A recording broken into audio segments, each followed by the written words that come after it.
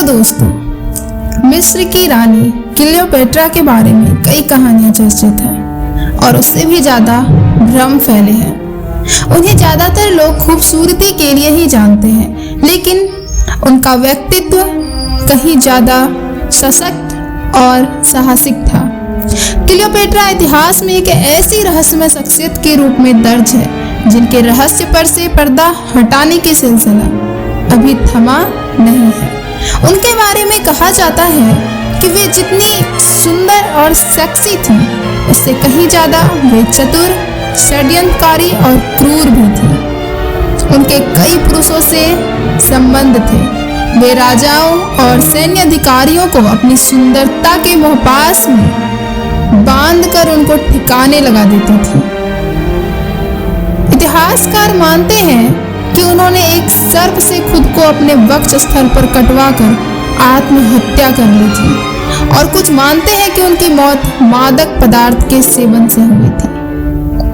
तो उससे पहले हम आपको बता दें कि आप देख रहे हैं मिस्टीरियस पॉडकास्ट चैनल, और अगर आप हमारे चैनल को सब्सक्राइब नहीं किए हैं तो सब्सक्राइब कर बेल आइकन जरूर प्रेस कर लें और वीडियो के अंत तक बने रहें, और लाइक नहीं किए हैं तो लाइक करना बिल्कुल ना भूलें। तो बिना देर किए हुए आइए हम स्टार्ट करते हैं। Then let's get started. Cleopatra को दुनिया की सबसे अमीर और सुंदर औरत माना जाता था। वे 3 ताकतवर पुरुषों की प्रतिद्वंदी थी: जूलियस सीजर, मार्क एंथोनी और ऑक्टेवियन। जूलियस सीजर ने उन्हें मिस्र की रानी बनने में मदद की थी। विश्व के इतिहास में ऐसी कई महिलाएं रही हैं जिन्होंने अपने शासन की मिसाल कायम की है। हालांकि इनमें से सबसे शक्तिशाली और इस दुनिया से जाने के बाद भी चर्चित रही मिस्र की क्लियोपेट्रा। क्लियोपेट्रा को उनकी खूबसूरती के लिए न सिर्फ उनके शासन काल में सराहा गया, बल्कि उनके मरने के बाद ज़्यादातर लोग उन्हें हुस्न के लिए मशहूर मानते रहे।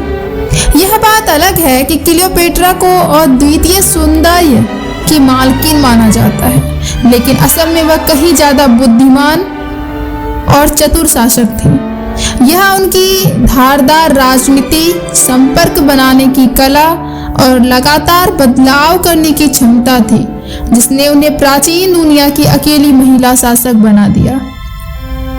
क्लियोपेट्रा मूल रूप से कहाँ की थी, इस बारे में ज़्यादा ऐतिहासिक सबूत नहीं है और विचार डिफरेंट है। ज़्यादातर का मानना है कि वह मैसेडोनिया से थी, जबकि दूसरों का कहना है कि उनकी जड़ें अफ्रीका से जुड़ी थी।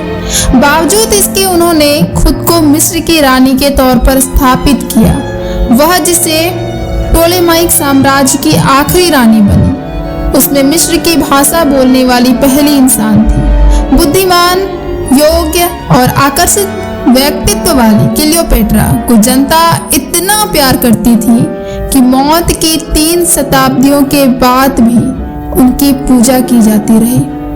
क्लियोपेट्रा ने कभी परंपराओं को आंख बंद करके नहीं माना, बल्कि अपनी जरूरत के मुताबिक बदलाव के साथ चलती रही। कहते हैं कि वह देवी आइसिस की तरह तैयार होकर खास समारोह में पहुंचती थी ताकि उन्हें शासन का प्राकृतिक हकदार माना जा सके। उनके बात करने के तरीके और वाक चातुर्य के आगे लोग मंत्रमुग्ध हो जाते थे। उनका शासन इस बात का सबूत है कि वह सिर्फ सुंदर और आकर्षक ही नहीं थी, बल्कि इससे कहीं ज्यादा चतुर थी। उस काल में सत्ता पर हमेशा खतरा मंडराता रहता था। अपने ही परिवार में तख्ता पलट से लेकर विदेशी हमले से बचना होता था। ऐसे में क्लियोपेट्रा ने ताकतवर रोमन शासकों में मजबूत संबंध स्थापित किए। यहाँ तक कि 49 ईसा पूर्व में उन्होंने सीरिया जाकर एक सेना तैयार की। मिस्र लौटने के बाद उन्होंने अपने भाई और सह शासक फिरौन टॉलमी 13 को चुनौती देने का प्लान किया। इसके लिए महान जूलियस सीजर से मिली। कहा जाता है कि उनके सेवक अपोलोडोरोस ने उन्हें चादर में छिपाकर सीधे सीजर तक ले गए। सीजर ने सिर्फ उनका साथ दिया, बल्कि दोनों के नजदीकियां भी कायम हो गई। इसके बाद क्लियोपेट्रा अपने भाई को सत्ता से हटाकर खुद सिंहासन पर बैठ गई।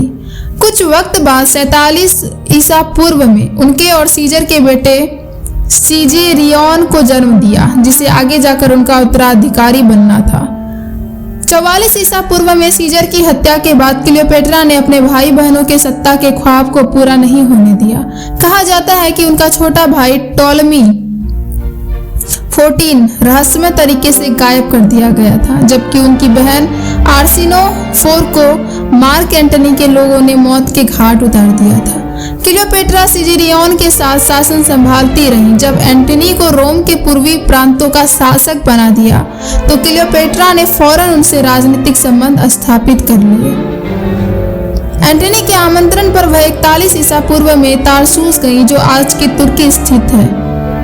बताया जाता है कि वह प्रेम की ग्रीक देवी एफ्रोडाइट की तरह तैयार होकर बैंगनी रंग के पालों और चांदी के चप्पुओं वाली सोने की नाव से पहुंची थी। एंटनी के प्रेम की ताकत के साथ क्लियोपेट्रा ने गद्दी पर अपना नियंत्रण और मजबूत किया और मिस्र को आजाद रखा। दोनों के 3 बच्चे, जिन्हें आगे चलकर क्लियोपेट्रा ने मिस्र के अलावा ऐसे राज्यों की बागडोर दी जिससे उनके साम्राज्य को और ज्यादा फैलाया जा सके। हालांकि उनकी मौत के बाद उनके शासन से ज्यादा उनकी छवि चर्चित रही। कहा जाता है कि एंटनी के रोमन प्रतिद्वंदी ऑक्टेवियन ने क्लियोपेट्रा के खिलाफ वह प्रोपेगेंडा फैलाया कि वह सिर्फ खूबसूरत ही थी और अपनी जरूरत के लिए दूसरों को रिझाने का काम करती थी। साहित्य में सदियों तक उन्हें ऐसी ही महिला की तरह दिखाया जाता रहा, जिसे आज भी सच ही मान लिया जाता है। हालांकि अब इस भ्रम को तोड़ने की कोशिशें की जा रही है। गहन रिसर्च और नकार दी गई उनकी सफलताओं को लोगों के सामने लाया जा रहा है।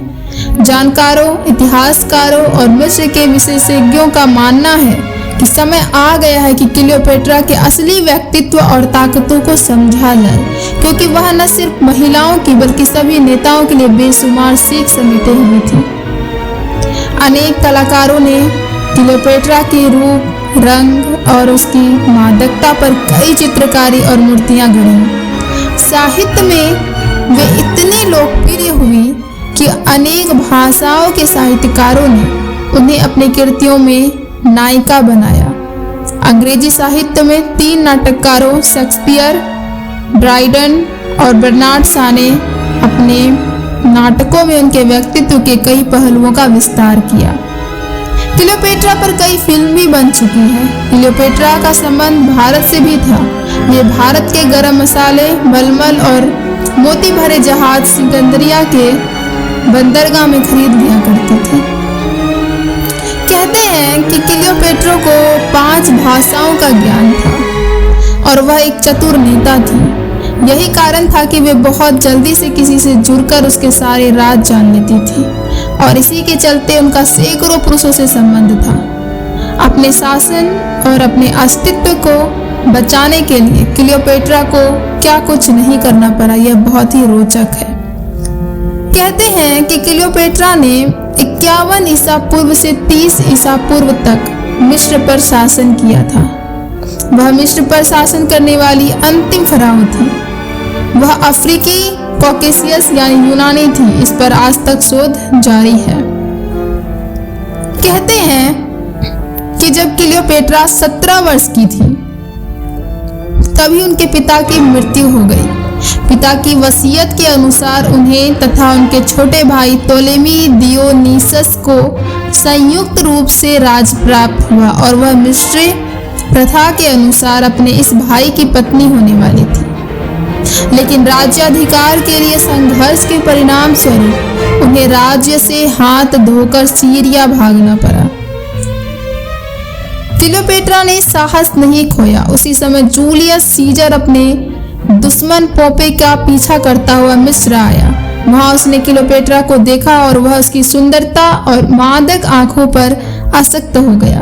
क्लियोपेट्रा की सुंदरता के जाल में फंसने के बाद वह उसकी ओर युद्ध कर उसको मिस्र की रानी बनाने के लिए तैयार हो गया।